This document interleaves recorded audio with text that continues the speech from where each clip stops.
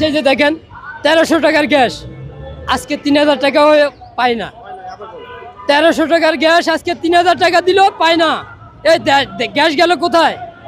বিগত সরকার আমলে কইছে গ্যাস ইন্ডিয়া বার করছে হাসিনা। বিগত সরকার হাসিনার আমলে কইছে এই দেশের জনগণ, এই দেশের সম্পদ সব ভারত দিয়ে দিয়েছে হাসিনায়। এখন এই গ্যাস 1300 টাকার গ্যাস 3000 টাকা, এই টাকা কোথায় গেল? এটার সাথে কারা জড়িত? অন্তর্বর্তী সরকার এটার সাথে কারা জড়িত? এই বাজার সিন্ডিকেটের সাথে। আপনার কাছে জবাব চাই, আপনি জবাব দিতে হবে।